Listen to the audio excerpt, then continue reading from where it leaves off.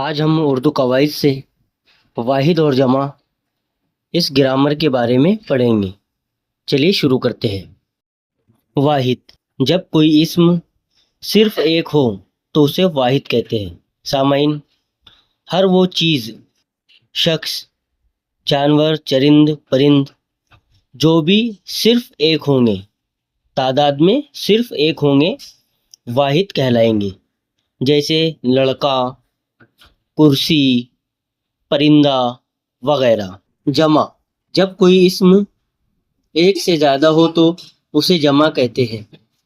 سامعین، ہر چیز، شخص، چرند، پرند سب اگر ایک سے زیادہ ہوں گے تو وہ جمع کہلائیں گے۔ ان کا شمار تعداد میں جمع میں ہوگا۔ مثال کے طور پر لڑکے، کرسیاں، کتابیں، اخبارات وغیرہ۔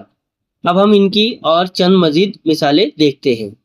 امر، امور، انعام، انعامات، اخبار، اخبارات، امیر، امراء، امکان، امکانات، ارشاد، ارشادات، حرف، حروف، حاکم، حکام، حالت، حالات، تقریر، تقاریر، بیگم، بیگمات، خادم، خدام، خاتون، خواتین، ذرہ، ذرات، خلق، اخلاق، سلطان، سلاطین، رسم، رسوم، شہید، شہداء، شکل، اشکال، سبق، اسباق، روح، ارواح۔